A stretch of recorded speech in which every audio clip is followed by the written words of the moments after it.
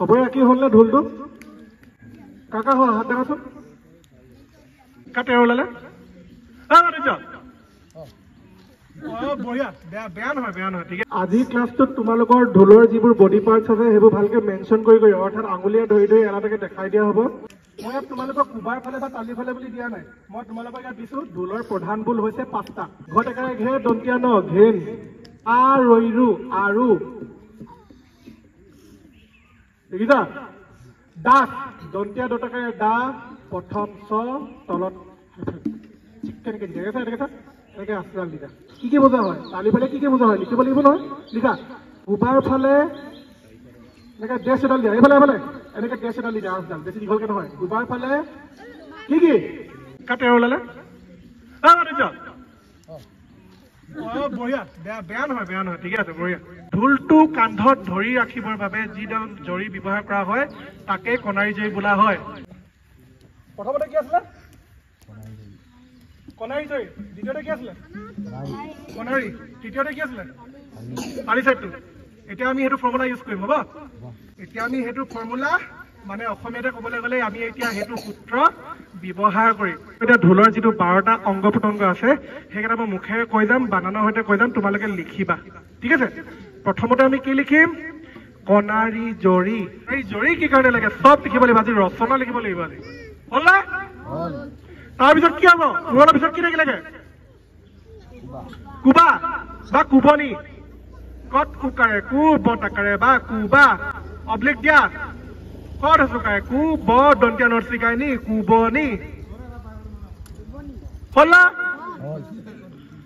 পৰপত count কৰাচোন, কেইটা লিখিলা? 1 2 3 4 5 6 7 8 9 10 11 12 হৈছে না? কাৰোবাৰ 13টা 10টা 9টা ওলাইছে নি?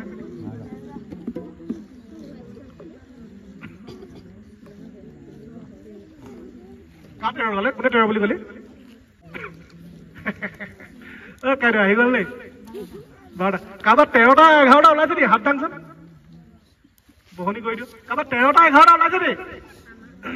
কিমানটা ওলাইছে? চবেই 12টা ওলাইছে ন?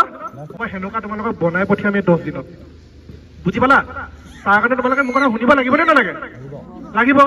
গতিকে মোৰ কথা ভালকে গুৰুত্ব দি শুনা, ভৱিষ্যতলৈ বহুত কামত দিব। মই য'তে শিকাওঁ একদম ধুনীয়াকৈ শিকাই থৈ আহোঁ। তাত আকৌ ঢোলৰ কৰ্মশালা দ্বিতীয়বাৰ দিবলগীয়া নহয় মানে, বুজি পাইছা? মই কি কৈছো? এবাৰেই হ'ব ঢোলৰ কৰ্মশালা, তাৰপিছত দিব প্ৰয়োজন নাই। ঢোলটো কান্ধত ধৰি ৰাখিবৰ বাবে যিডাল জৰি ব্যৱহাৰ কৰা হয় তাকে কণাৰী জৰি বোলা হয়। ঐ য়েলো টি চাৰ্ট বোলে চোৱা, তোমালোকক মই কৈছো হয় গৰু চালেৰে বনোৱা হয়, কুবাখনৰ দালিখন গৰু চালেৰে বনোৱা হয়, হয় নাই? কিন্তু তোমালোকক কৈছো জানো গৰু দুটা ভাগ থাকে ন, মেল ফিমেল, হয় নহয়? মেলটোক কি বুলি কয়? দালিখন চেউৰী গৰু চালে নিৰ্মিত কৰা হয় বা বনোৱা হয়।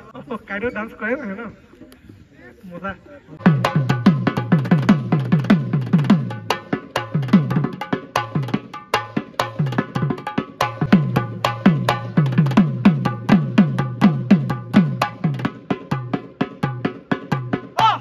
তেতিয়াই ঢোলটো বজাবা আৰু মই নবজাব গ'লে নবজাবা দেই। মই কালি কৈছিলো ঢোলৰ দুটা ভাগ থাকে প্ৰধানতে, এটা হৈছে কুবা, এটা হৈছে তালি। ঘেনটো এই পৃথিৱীত যাকে দিলেও বজাব পাৰিব। ঢোলটো দি দিলো, মই যদি কৈছো ঘেনটো বজোৱাচোন বা ঢোলত কুব এটা দিয়াচোন, মাৰিডাল লৈ এনেকে বজাই দিলে সেইটোৱে ঘেন, হয় নহয়? চবেই পাৰিব। জাষ্ট মাৰিডাল দি পিনে তোমালোকক মাক দিলে হ'ব, মা বজাচোন ঢোলটোত। কুবাখনৰ ফালে মাৰি কি কৰিব? এনেকে লৈ পিনে মাৰি দিলে, বাছ সেইটোকে কয় ঘেন। হ'ব না? লাহে লাহে কেনেকে? ঘেন খিত ঘেন খিত ঘেন খিত। 2 3 গো।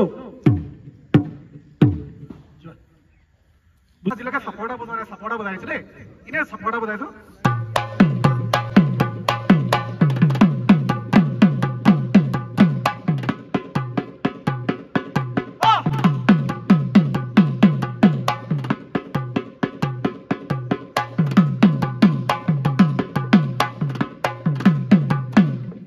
বেলেগ এটা ষ্টাইলত বজাই খাম, চাবা দেই।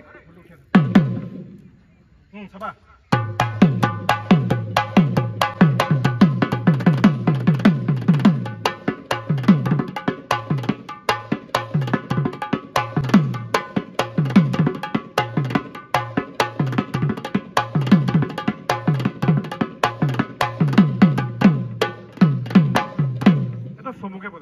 ঠিক আছে এইটো যে বজালো এইটো চেও বা চাপৰ বুলি কয় শুনিছা অংকিত দা কথা কৈ থাকিলে শুনি ল'বা এটলিষ্ট দেই মই বাৰে বাৰে কৈ আছো তোমালোকে ঘৰত যোৱা 50টা বুল লিখা মুখস্থ কৰিব নালাগে বাছ 50টা বুল লিখি পিনে চিধাই ঢোলটোত বজাব চেষ্টা কৰা ঘেন কিটটো বুজি পাই গলা ডাউডিন দাসটো বুজি পাই গলা তাৰ পৰা 50টা বুল লিখিছা বজাব নোৱাৰিবা নেকি ঠিক আছে প্ৰাৰ্থনা কৰি লওঁ আমি নমো নমো কৰি লওঁ